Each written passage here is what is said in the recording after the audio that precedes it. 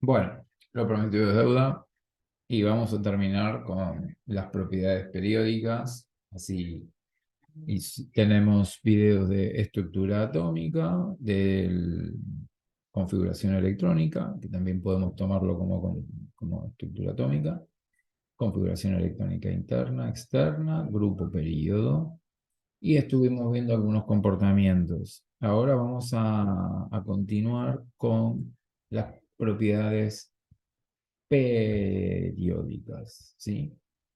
Las propiedades periódicas vamos a arrancar por la que conocemos como radioatómico. La definición de radioatómico: definimos el radioatómico para un elemento X como la mitad de la distancia entre los núcleos de los átomos X cuando forman una unión XX. Acá tenemos un pequeño ejemplo. Tenemos dos átomos. Estos son los núcleos. Recordamos siempre que cuando hablamos del núcleo, tenemos en el núcleo los protones y los neutrones, y acá tenemos los electrones. Entonces, cuando están unidos los dos átomos, la distancia que está marcada en verde es la distancia que los separa, como es la distancia entre los núcleos, distancia internuclear también se la llama, y la mitad de esta distancia es el radio. Ahora vamos a ver que a medida que nos podemos mover en la tabla periódica, vamos a encontrar variaciones en el radio, es decir, que el radio va a cambiar de una manera particular.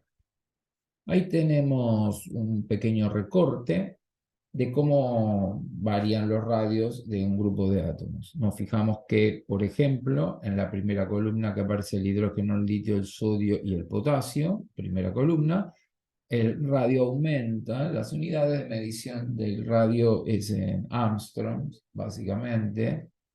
Es una de las unidades que se usa para medir las distancias cuando son demasiado pequeñas.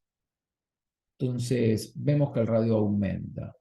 Y si me muevo por el periodo, es decir, por las filas, vemos que litio, berilio, boro, carbono, nitrógeno, oxígeno y flúor es un halógeno, como vimos en el video pasado. El radio disminuye.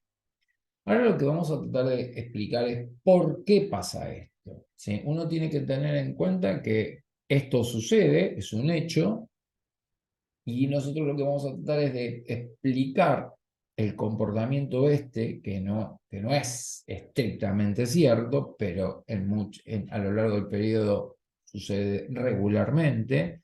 ¿Por qué sucede esto que aumenta acá cuando bajamos por el grupo? Porque cuando bajamos por el grupo uno tiene que entender que baja el número aumenta el número de protones, es decir, tengo más carga. El hidrógeno tiene un protón, el litio tiene 3, el sodio 11 y el potasio 19. Claramente hay un aumento. Y cuando me muevo del litio al flúor, el litio es 3, el flúor es 9, también yo tengo un aumento de protones. No obstante lo cual, diría un famoso guitarrista, disminuye el radio cuando me muevo a lo largo de la fila y aumenta cuando desciendo, por más que siempre haya aumentado la carga del núcleo. Bueno, vamos a tratar de, antes de encarar esto, tengo que explicar algo que se llama apantallamiento o efecto pantalla. Y se puede interpretar como un fenómeno de repulsión ejercido por los electrones internos que debilita la fuerza de atracción entre la carga positiva del núcleo, carga nuclear, y los electrones externos. Acá vamos a tener un pequeño dibujo donde se puede entender este fenómeno. Si bien el radio es la distancia de la mitad que tengo entre el núcleo de dos átomos, en esa región, en la mitad, se encuentran lo que estuvimos explicando anteriormente, los electrones externos, que están en la configuración electrónica externa. Es decir, que después de todo, la distancia que tengo en el núcleo y los electrones de la configuración electrónica externa me va a determinar cuál es el radio. Entonces, acá adentro, donde está el circulito naranja, tenemos carga positiva y estos son los electrones externos. Entonces, ¿qué pasa? Que esta carga positiva atrae a estos electrones, atrae a todos los electrones, pero como los que me interesan son los externos porque me cambian o me definen el radio, me centro puramente en analizar el efecto que tiene la carga positiva con los últimos electrones. Ahora, cuando estos electrones tratan de acercarse, porque acá tengo una carga positiva, se encuentran que entre medio de esta distancia tengo más electrones. Y esos electrones, cuando se acercan otros electrones que tienen la misma carga, se repelen, se rechazan. Hay una repulsión. Entonces tenemos esta flechita naranja, rosita, como quieran llamarla, que me está indicando cómo son atraídos estos electrones externos por la carga positiva. Pero a su vez, este electrón se repele con un electrón interno que tenemos acá, y fíjense que tengo flechitas apuntando para afuera, es decir, que impide que se acerque demasiado. Lo mismo hace este electrón. Cuanto más electrones internos tengan, mayor repulsión voy a tener. Eso va de suyo. Bien, una vez que tenemos explicado esto, nos vamos a concentrar ahora en ver cómo influye este efecto en el cambio del radio cuando desciendo, por ejemplo, en un grupo. Dijimos que cuando yo desciendo por el grupo, el radio aumenta. Bien, vamos a leer la primera parte. Dice, se produce un aumento del radio a medida que aumenta el número atómico. Claro, lógico. ¿Por qué? Porque yo cuando bajo en el grupo, ¿sí? Bajo y agrego niveles energéticos. Es decir, cuando estoy en el periodo 1 y paso al periodo 2, tengo más electrones, tengo una determinada cantidad de electrones. Cuando el periodo 2 paso al periodo 3, tengo todos los electrones del periodo 1 y del periodo 2. Cuando paso del 3 al 4, tengo los electrones del periodo 1, los electrones del periodo 2, los electrones del periodo 3. Eso hace que yo los electrones que voy agregando cada vez los tenga más alejados del núcleo. Entonces, ya ahí tenemos una sensación de que el radio tendría que aumentar porque al agregar más niveles energéticos los tengo más lejos. Por eso dice que esto se debe a la incorporación de niveles electrónicos externos y al ir cambiando el periodo hay un aumento de la carga nuclear que me produce mayor atracción. Entonces acá ya tenemos una contra, que está bien, yo los tengo más lejos, pero agrego mucha carga, ¿sí? Porque cuando bajo en el grupo, no agrego un electrón, agrego una parva de electrones. Por ejemplo, del hidrógeno al litio, de 1 pasé a 3, es decir, que agregué 2, más del 100%. Del litio al sodio, agregué 11, un poco menos de el doble. Y así, a medida que voy aumentando, la carga positiva va aumentando fuerte. Entonces, uno esperaría que, por más que aumente la distancia, al aumentar tanto la carga, yo tendría que experimentar algún tipo de contracción en el radio. Pero no se nota que esa atracción, y la explicación es porque está bien, aumento la carga positiva, pero cada vez que bajo voy agregando más electrones internos cada vez que bajo por el grupo, porque voy agregando niveles energéticos cada vez que bajo. Entonces tengo más efecto pantalla. Entonces, ¿qué tenemos? Electrones más lejos, aumenta el radio. Mayor carga, tendría que disminuir. Mayor efecto pantalla, repulsión, no tendría que disminuir. Esa sería la justificación de por qué aumenta el radio cuando desciende en el grupo. Y acá tenemos los dibujitos en este grupo, que estoy hablando yo, cómo desciende. Veamos con un poco más de números. Acá lo tengo más. Tengo el litio, el sodio, el potasio, el rubidio y el cesio. Si yo hago la configuración electrónica del litio, que son tres protones, 3 electrones, tengo 1s2, 2s1. Ahora, fíjense, cuando yo agrego el sodio, que pasó del litio al sodio, Acá mis internos serían el 1s2. Acá mis internos es el 1s2, 2s2, 2p6. Esto sería lo externo. Es decir, que tengo más efecto pantalla, por más que haya aumentado de 3 a 11 la cantidad de carga positiva que los atrae. Y si me voy al potasio, miren todos los electrones internos. ¿Sí? Tengo más atracción positiva, pero también tengo más efecto pantalla. Eso compensa el efecto y solo como que el único válido que tengo es que el radio aumenta porque los ubico más lejos. Ahora, a lo largo del periodo no pasa lo mismo. No pasa lo mismo, si hay una regularidad a lo largo del periodo, su valor disminuye cuando se incrementa el número atómico. Los nuevos electrones que se incorporan lo hacen al mismo nivel. ¿Qué me está queriendo decir? Que el efecto pantalla, como en el caso anterior, no aumenta, es constante. Es decir, ahora que tengo más carga positiva, pero la repulsión, es decir, la cantidad de electrones internos, sigue siendo la misma. Entonces, esto no compensa el aumento de la carga positiva con la carga negativa, es decir, aumenta solamente la carga positiva y atrae con más fuerza los electrones externos. Y eso es lo que me produce si es una disminución en el radio. En el otro caso, aumentaba la carga positiva, más atracción, aumentaba el apantallamiento porque agregaba más electrones internos, lo compensa, no disminuye. Acá, no. Acá la repulsión es constante, es decir, los electrones internos siguen siendo los mismos. Fíjense, en el caso del litio, mi configuración electrónica interna, es decir, el apantallamiento lo sería el 1s2. En el berilio, el 1s2.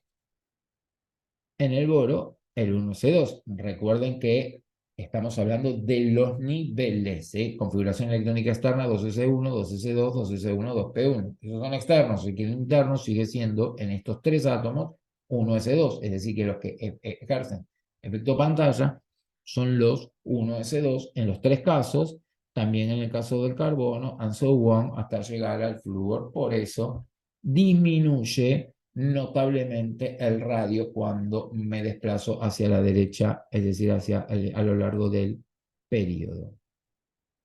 Como conclusión, dibujito, si no pide algo que lo justifiquen, dice aumenta, disminuye, besitos en la frente, pero si dice justificación, toda mi excelsa explicación es la que van a tener que usar.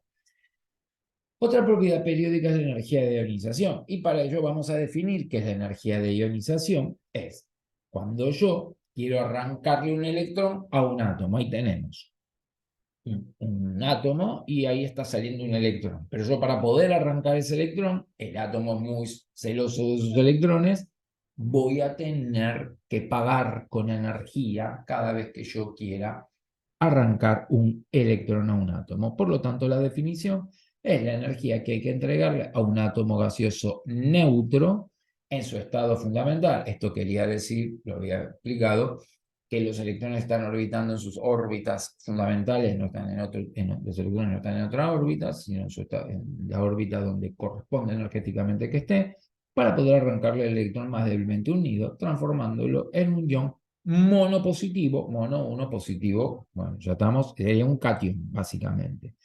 La reacción sería esta, la ecuación, ¿sí? Y la unidad es el kilojoule. No es tan importante en esta altura del video que, que, que significa, o sea, qué significa el kilojoule, pero sí, lo importante es que si yo estoy explicando que hay que entregar energía, bueno, chicos, la energía se mide, y una forma de poder medir la energía, una de las unidades que se usa para la magnitud de energía, son los joule, ¿no? Kilojoule, 1000 joule, como gramo, kilogramo, metro, kilómetro. O kilocaloría es otra unidad de energía. Y mol es cantidad de materia que tiene que estar relacionado con la masa. No lo vamos a explicar ahora, pero bueno, eso significaría kilojoule mol. Es decir, que le tengo que entregar una cantidad de energía para una determinada cantidad de masa. Veamos en el caso del litio. Yo, para arrancar al litio, necesito entregarle 539 kilojoule. Y si quiero sacarle un electrón al neón, 2080, o sea, 4 veces más. ¿Por qué? Y está relacionado con lo anterior. Menor radio atómico tiene el neón. En el periodo, el radio disminuye. Disminuye, estuvimos explicando recién por qué los electrones están más atraídos. Entonces, si yo quiero arrancar uno, Papu Gómez me va a decir garpe más. Por eso tenemos que meter más kilojoules para poder arrancarle un electrón. Así que al litio me es más económico arrancarle un electrón que al neón, que me va a costar un poco más careli. La energía de ionización podemos ahora pensarla en función del radio atómico. Por eso no necesitamos demasiada justificación con el tema del efecto pantalla, porque ya lo tenemos con el radio, pero sí puedo decir que al descender en el grupo, ¿qué pasa? El radio es mayor, los electrones los tengo más lejos, los tengo más débiles, menor energía. Disminuye la energía de ionización y como vimos recién, a lo largo del periodo se produce, en general, hay algunas excepciones, siempre recuerden que en la química no es la matemática, acá cada átomo hace lo que necesita hacer y nosotros buscamos regularidades que no las vamos a encontrar porque no funciona como nos gustaría. Así que hay excepciones, ¿sí? Ahí las explican, no es importante porque este vídeo está más enfocado a entender un comportamiento que generalmente sucede y no vamos a entrar en las particularidades de cada uno de los casos. Acá voy a ponerles un cuadro bastante interesante, donde, por ejemplo, en el primer periodo, la energía para arrancar un electrón al hidrógeno necesita menos energía que para el helio, ¿sí? Aumenta hacia la derecha, funciona. Ahora, para el sodio, para el litio, ¿sí? Que estaría debajo, disminuye la energía de ionización. Y después, apenas acá entre el berilio y el boro, hay explicaciones, pero vamos a estar hablando de la regularidad. Pero sí podemos decir que del litio al berilio, el nitrógeno y el flúor y el neón, aumenta a lo largo del periodo porque el radio es menor. Y después vuelve a descender del neón al sodio. Y si vemos también esta regularidad del helio, neón, argón, ahí estamos bajando en el grupo 18, tiende a disminuir. Lo mismo que podemos ver en los alcalinos, litio, sodio, potasio, rubidio, cesio, tiende a disminuir. Acá ya se pone un poco más picante con los superpesados. Estos átomos son otra explicación que no es la que estamos dando acá en este vídeo. Por último no, mentira, me quedan dos más. La afinidad electrónica es bastante parecida a la energía de ionización, pero no es exactamente lo mismo. Es la energía asociada a un proceso para agregar un electrón a un átomo, es decir, que el átomo reciba un electrón. Acá, en general, es un proceso exotérmico. La palabra exo significa afuera, ¿sí? Como el exoesqueleto de los escarabajos, ¿sí? Exotérmico es que libera energía, o sea que cuando hay algunos átomos que cuando reciben electrones liberan calor, se calientan, no necesitan energía como en el caso anterior. La reacción de la afinidad electrónica de recibir un electrón, que lo expliqué antes como la formación de un ion negativo, un anión, también se mide en kilojoule. Sería acá tengo el flúor, recibe un electrón, afinidad electrónica, queda cargado negativamente. Acá podemos poner cualquier átomo, no tiene que ser alguno particular. Y acá tenemos unos ejemplos. Fíjense que lo negativo significa que es exotérmico, libera mucho más calor el flúor que el electrón recibir un electrón y cuando el electrón recibe su segundo, el oxígeno recibe su segundo electrón. Es decir que la afinidad electrónica del flúor es mayor que la del oxígeno, por lo tanto la regularidad va a corresponder a lo que estamos parecido y está relacionado claramente a el radio. Al descender, estamos hablando ahora en el grupo, vamos para abajo, el radio aumentaba, entonces la forma de atraer los electrones empieza a disminuir porque como los tiene más lejos, la carga nuclear ya no tiene tanta fuerza como para querer más electrones. Entonces, cuando bajo en el grupo, entonces la afinidad electrónica disminuye, ¿sí? Tiene menos ganas un átomo de aceptar un electrón. Y tiene que ver algo muy interesante con lo que estuvimos viendo con respecto a algunas características de la tabla. Mientras que a lo largo del periodo, entonces ahí va a aumentar porque los electrones los tengo mucho más atraídos y si a una carga positiva que tiene mucha eh, intensidad le pongo electrón, la va a atraer. Por eso es que aumenta cuando me desplazo